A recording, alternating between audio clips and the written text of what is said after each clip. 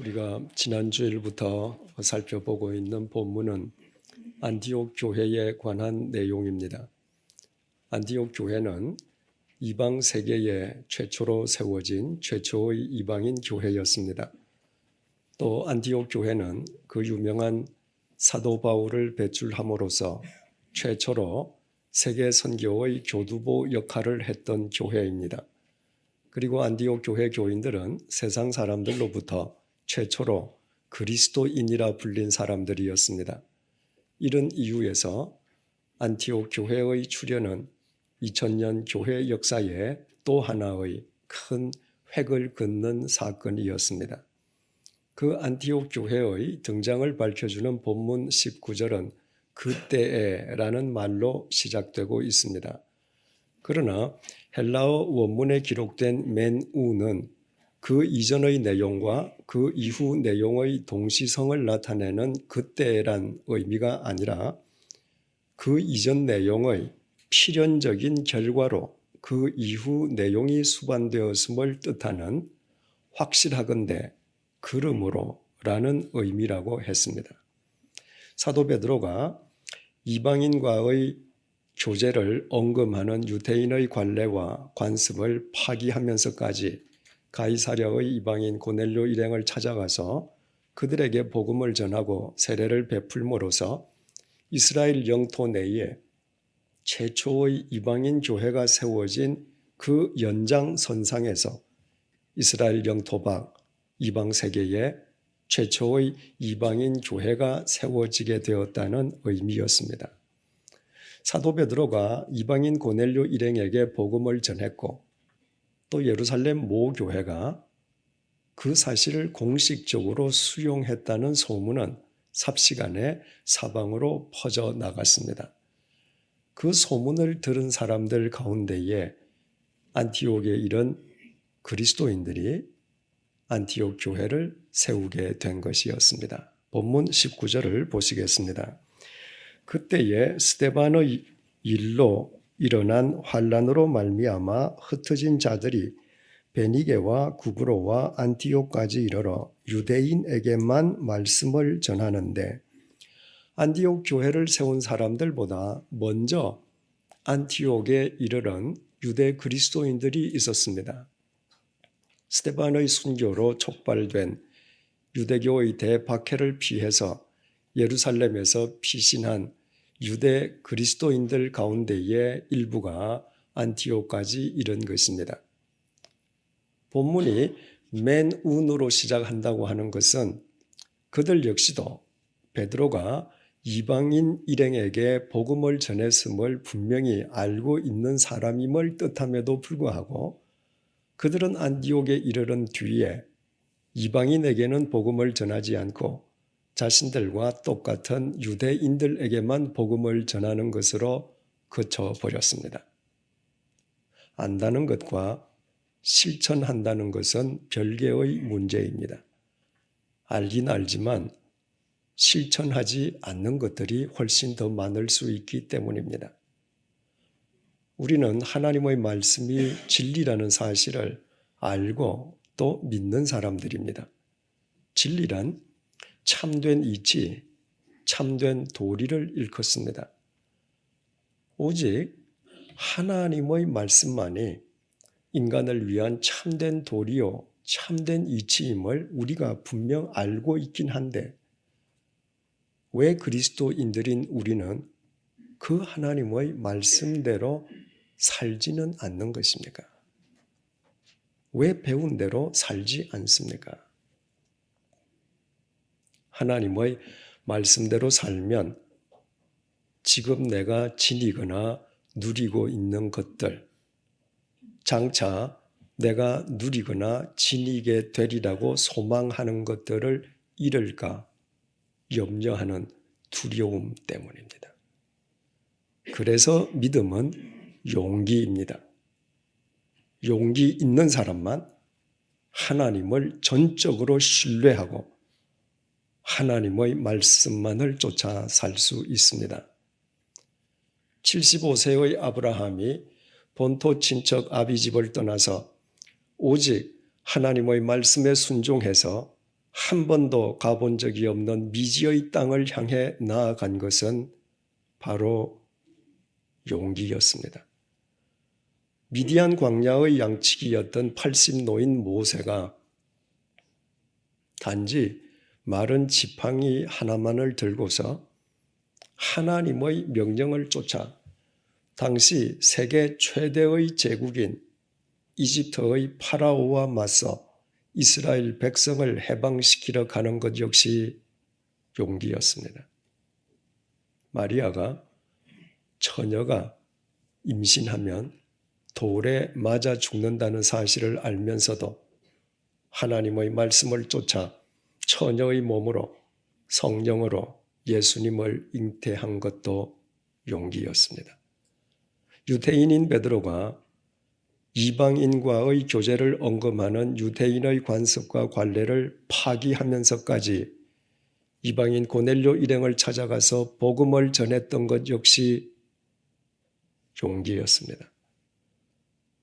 그러나 19절에서 안티옥에 누구보다도 먼저 안티옥에 이르렀던 본문의 유대 그리스도인들은 이방인에게까지 복음을 전하는 용기 있는 그리스도인들이었던 것은 아니었습니다. 혹 이방인에게까지 복음을 전했다가 구설수에 휘말리는 것을 원치 않았기 때문인지도 모릅니다. 여하튼 그들은 자신들과 동일한 유대인에게만 복음을 전하는 것으로 스스로 만족해 버렸습니다. 20절 말씀을 보시겠습니다. 그 중에 구브로와 구레네 몇 사람이 안디옥에 이르러 헬라인에게도 말하여 주 예수를 전파하니 마침내 용기 있는 그리스도인들이 안티옥에 이르렀습니다.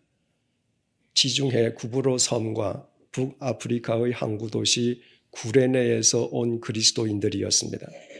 그 그리스도인들은 자신들보다 먼저 안디옥에 이르렀던 그리스도인들과는 달리 그곳에서 이방인인 헬라인들에게도 용기 있게 복음을 전했습니다.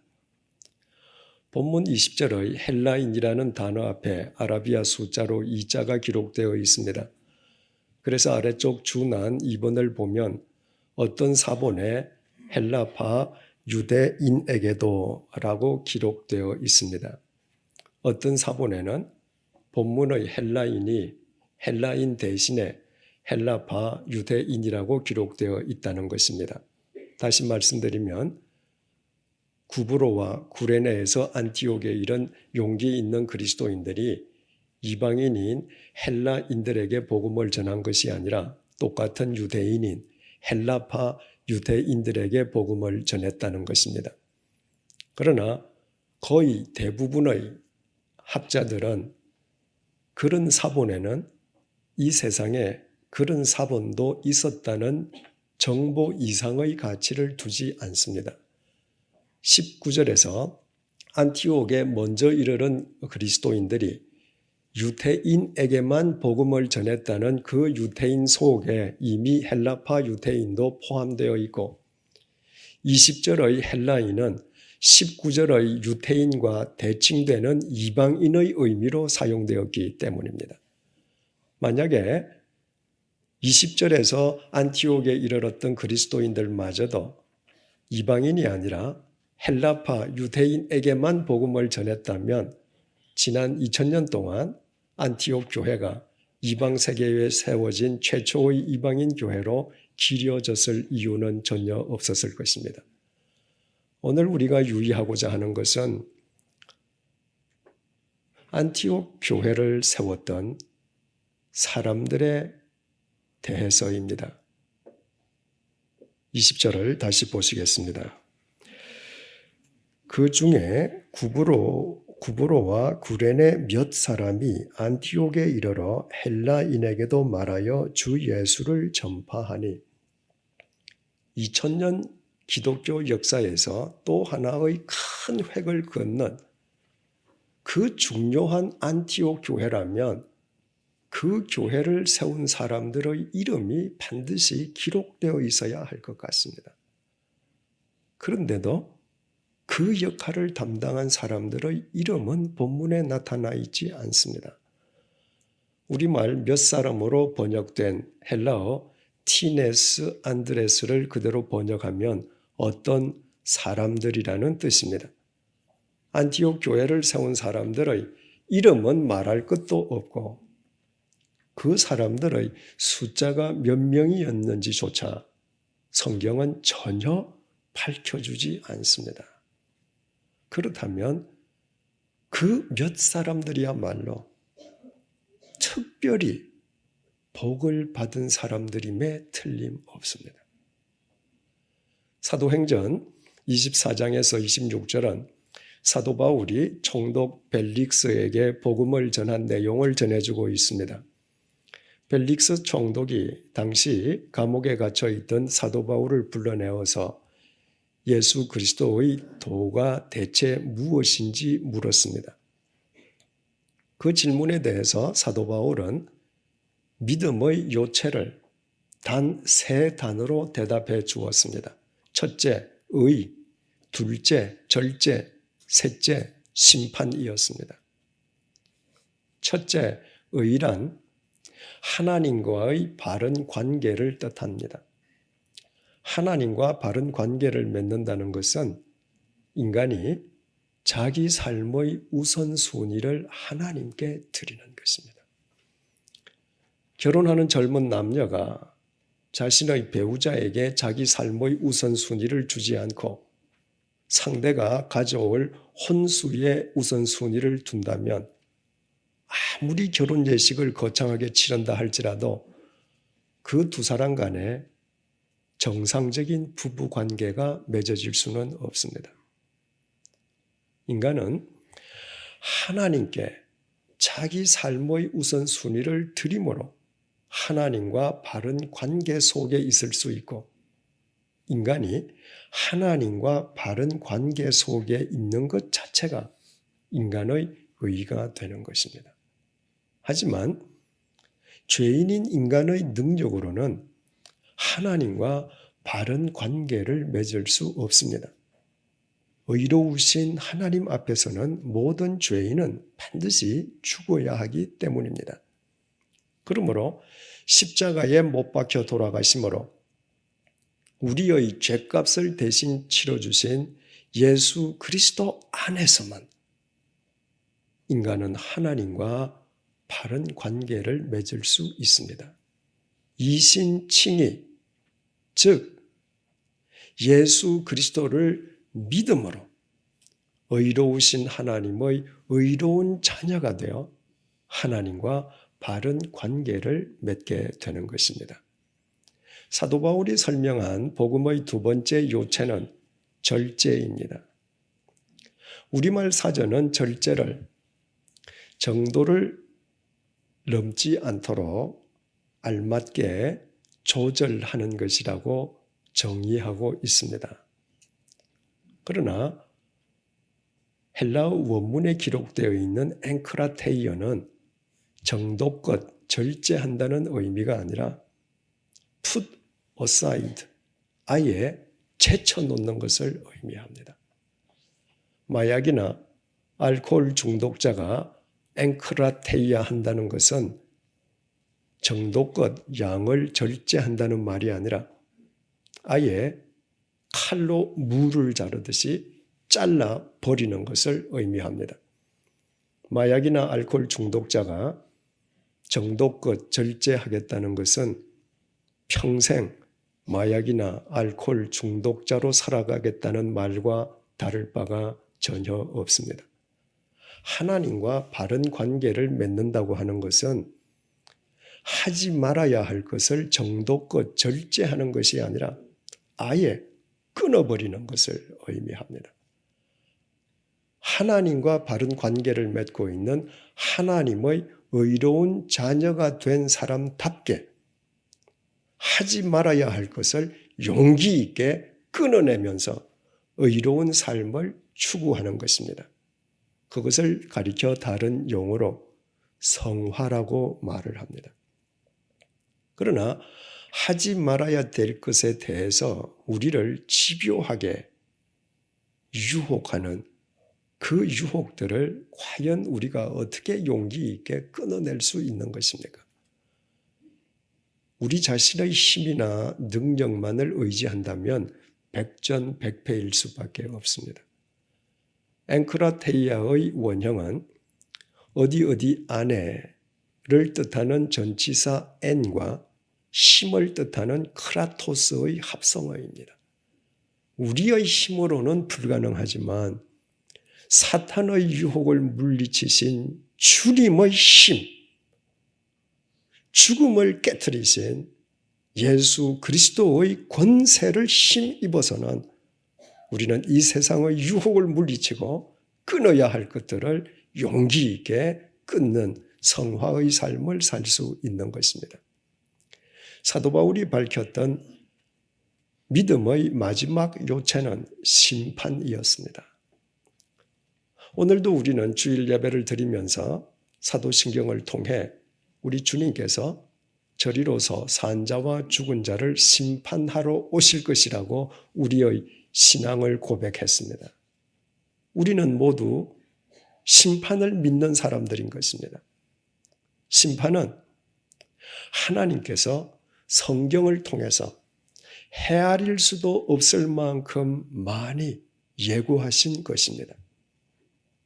하나님과의 바른 관계 속에서 의로운 삶을 사는 사람과 그릇된 관계 속에서 불의한 삶을 사는 사람, 하나님을 자기 인생의 주인으로 모시고 영원한 생명을 쫓는 사람과 자기 스스로 자기 인생의 주인이 되어서 고작 공동묘지를 목표로 삼는 사람은 하나님 앞에서 반드시 구별되어야 하지 않겠습니까?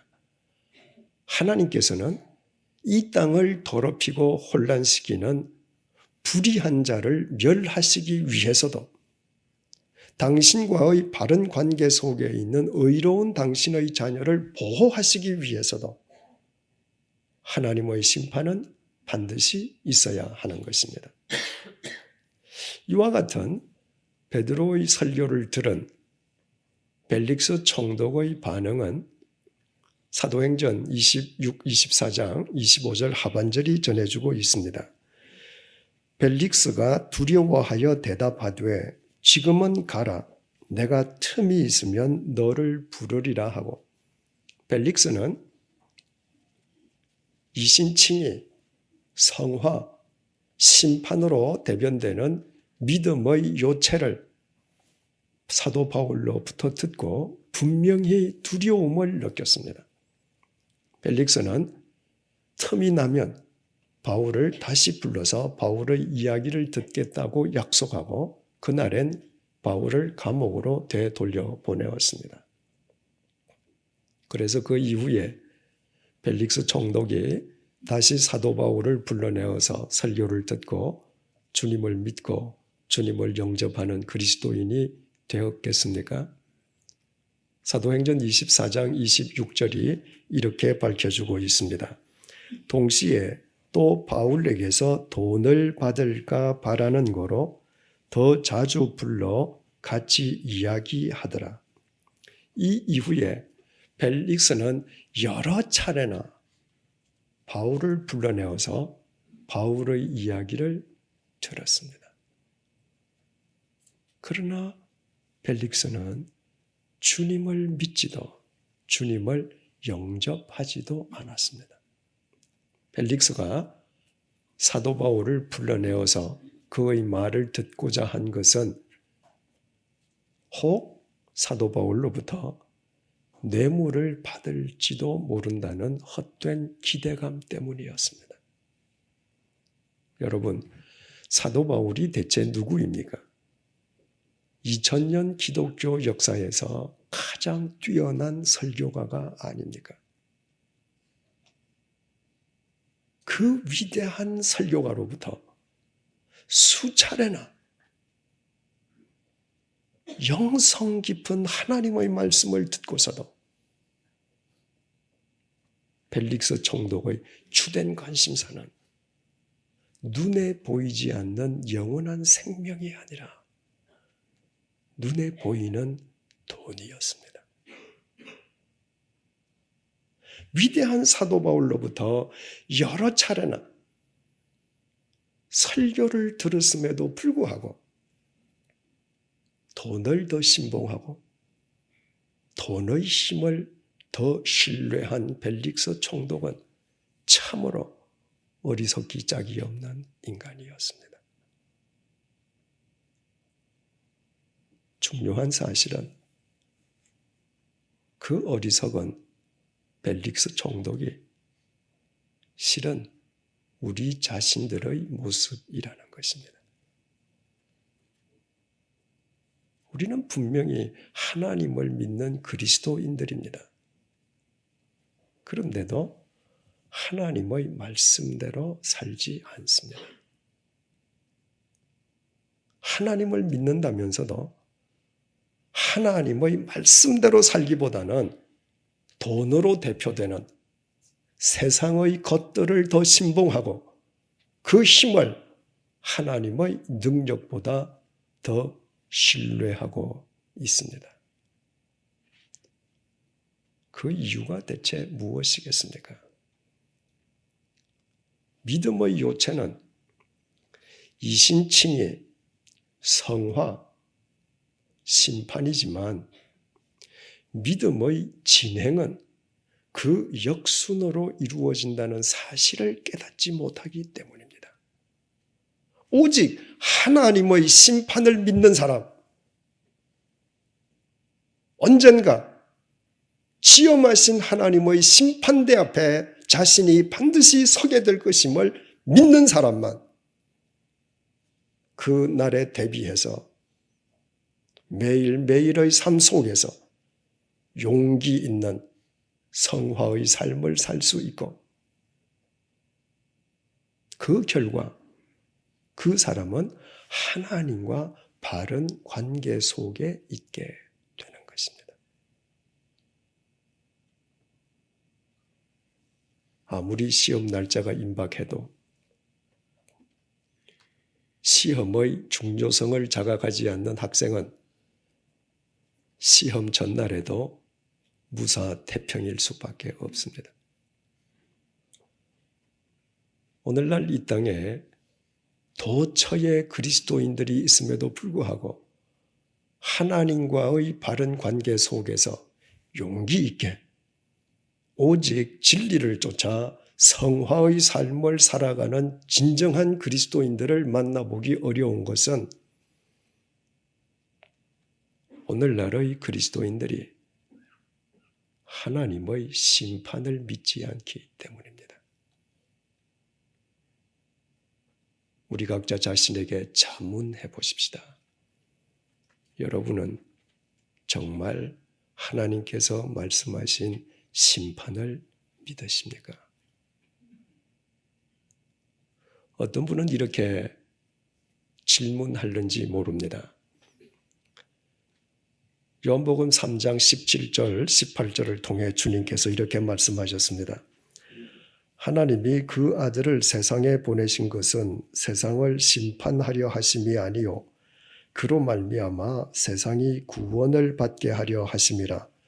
그를 믿는 자는 심판을 받지 아니하는 것이요 믿지 아니하는 자는 하나님의 독생자의 이름을 믿지 아니하므로 벌써 심판을 받은 것이니라. 주님의 이 말씀을 들어 주님을 믿는 그리스도인에게는 심판이 없지 않느냐고 질문할 수 있습니다. 물론 그렇습니다. 주님을 믿는 그리스도인에게는 불의한 자를 멸하시는 의미의 심판은 없습니다. 그러나 마태복음 25장 탈란트 비유를 통해서 주님께서 우리에게 일깨워 주시듯이 주님을 믿는 사람에게는 하나님의 샘하심의 심판이 있습니다. 하나님께서 우리에게 주신 생명을 하나님께서 우리에게 주신 모든 것들을 우리가 이 땅에서 무엇을 위해, 누구를 위해 사용했는지 하나님께서는 그날이 되면 반드시 당신께서 친히 셈하시는 것입니다. 그러나 하나님의 셈하심은 단순히 셈 그 자체로 끝나지 않습니다. 하나님의 셈은 반드시 하나님의 시상으로 이어집니다. 주님을 믿는 그리스도인에게 하나님의 심판은 하나님의 셈하심을 통한 하나님의 시상으로 드러나는 것입니다. 이것이 히브리서 11장 6절이 이렇게 증언하는 이유입니다. 믿음이 없이는 하나님을 기쁘시게 하지 못하나니 하나님께 나아가는 자는 반드시 그가 계신 것과 또한 그가 자기를 찾는 자들에게 상 주시는 이심을 믿어야 할지니라. 참된 믿음의 소유자가 되기 위해서는 반드시 두 가지 사실을 믿어야 한다는 것입니다. 첫째는 내가 언제 어느 곳에 있든 바로 그곳에 하나님께서 계신다는 사실을 믿어야 된다는 것입니다. 얼마나 당연한 이야기입니까? 그런데도 많은 그리스도인들이 자신이 있는 곳에 하나님께서 계신다는 사실을 믿지 못해서 참된 신앙인으로 살지 못합니다. 그래서 결국 예배당 안에서만 신자로, 주일에만 신자로 사는 어리석음에서 벗어나지 못하는 것입니다. 참된 신앙인이 되기 위해서는 두 번째로 하나님께서는 반드시 상 주시는 이심을 믿어야 한다는 것입니다. 하나님의 심판이 하나님의 셈하심을 통한 하나님의 상 주심임을 믿는 사람만 이 세상에 코끝에 호흡이 있는 동안 하나님의 말씀을 위해 용기 있게 자신을 부인하는 성화의 삶을 살 수 있고 결국 하나님과 바른 관계 속에 있을 수 있기 때문입니다. 하나님께서 상 주신다는 이 사실을 믿지 못할 때 어느 그리스도인도 성화의 삶을 살 수는 없습니다. 오늘날 이 땅의 그리스도인들이 믿지 않는 세상 사람들과 구별됨이 없이 오직 부귀 영화만을 탐하고 있는 것은 결국 그리스도인들이 하나님 나라에 섰을 때 하나님께로부터 받을 상을 믿지 못하기 때문입니다. 우리가 하나님 나라에서 받을 하나님의 상이 얼마나 중요하면 예수 그리스도께서도 하나님의 상에 대해 12번이나 언급하셨습니다. 하나님의 상을 믿는 사람만 이 세상에서 용기 있는 성화의 삶을 살 수 있기 때문임은 두말할 나위가 없습니다.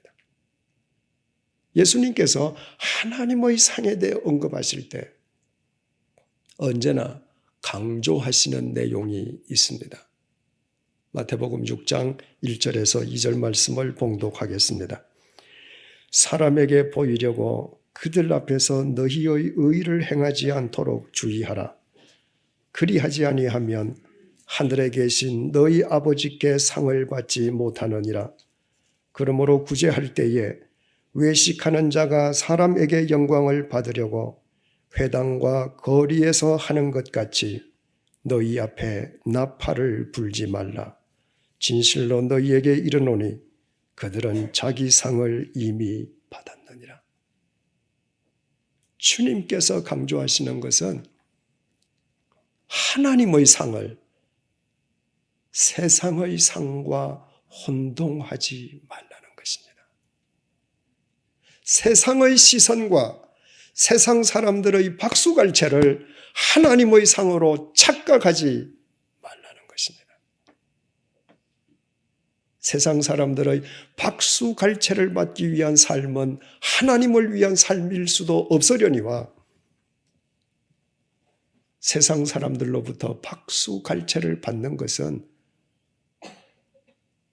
인간의 박수갈채를 받는 것으로 당사자에 대한 포상은 이미 끝나버렸기 때문입니다. 그런 사람에게는 하나님 나라의 상급이 임할 리가 없습니다.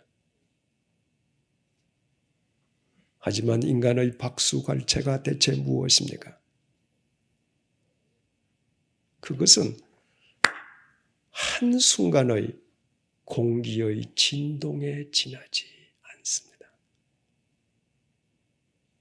혹 인간으로부터 박수갈채를 받아보신 적이 있습니까? 그 감격이 얼마나 오래도록 지속됩니까?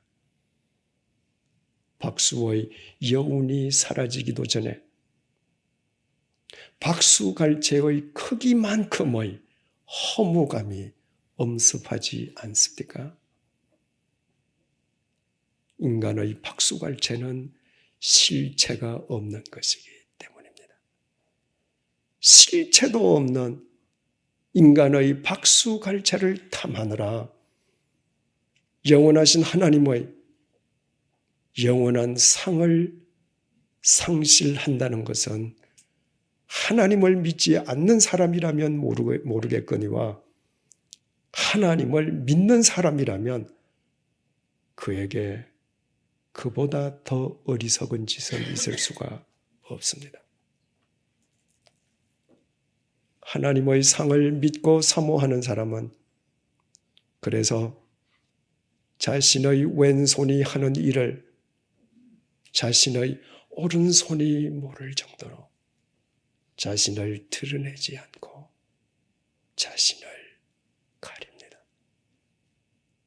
세상 사람 앞에 자신을 드러내지 않고 자신을 가리면 가릴수록 하나님 나라에서 하나님으로부터 받을 상이 더 커짐을 그는 믿기 때문입니다.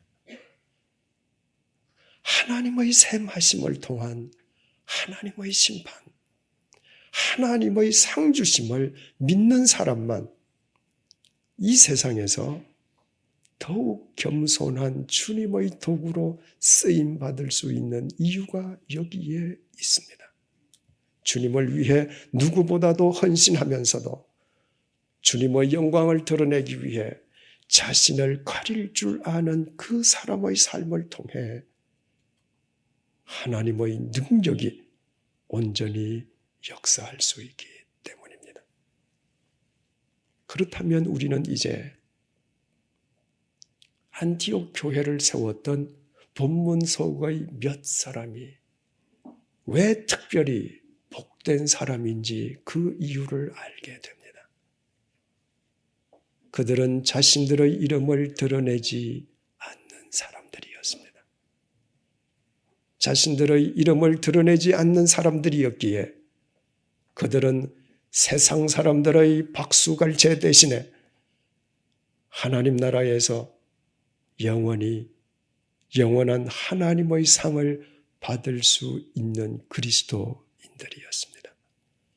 이처럼 그들은 2000년 기독교 역사에서 중요한 안티옥 교회를 세우면서도 자신들을 전혀 드러내려 하지 않았기에 그들에 의해 세워진 안티옥 교회는 인류의 역사를 새롭게 하는 명실상부한 주님의 몸된 교회로 쓰임받을 수 있었습니다. 만약 그들이 자기 이름을 드러내기 위한 자기 공명심에 빠져있는 인간이었던들 그들에 의해 세워진 안티옥 교회는 2000년 전 인간의 조직으로 잠시 존재하다 흔적도 없이 사라져버리고 말았을 것입니다. 오늘 본문을 통해 우리는 세 사람 건너 한 사람씩 그리스도인이 있는 이 땅의 교회가 왜 무기력한지, 왜 주님을 믿는 우리를 통해 생명의 역사가 일어나지는 않는 것인지 그 이유를 깨닫게 됩니다. 하나님을 믿는다는 이 땅의 그리스도인들이 하나님의 심판을, 하나님의 샘하심을 통한 하나님의 상주심을 전혀 믿지 않기 때문입니다. 하나님의 상주심을 믿지 않기에 그리스도인이 모여 있는 곳에는 인간들의 이름만 난무할 뿐 하나님과의 인격적인 만남은 없습니다. 인간의 이름이 난무하는 곳은 하나님과는 무관한 곳이기 때문입니다.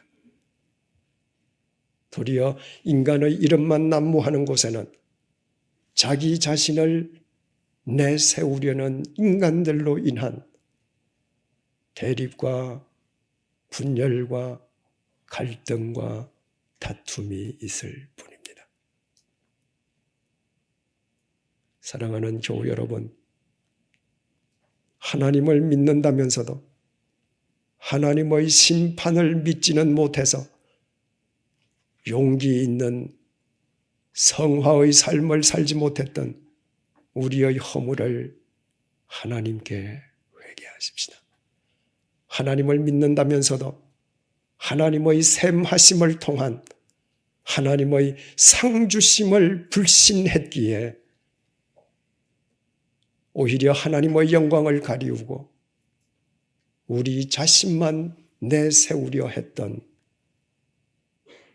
그래서 단순한 공기의 진동에 불과한 인간의 박수갈채와 영원한 하나님 나라의 영원한 상을 맞바꾸어 왔던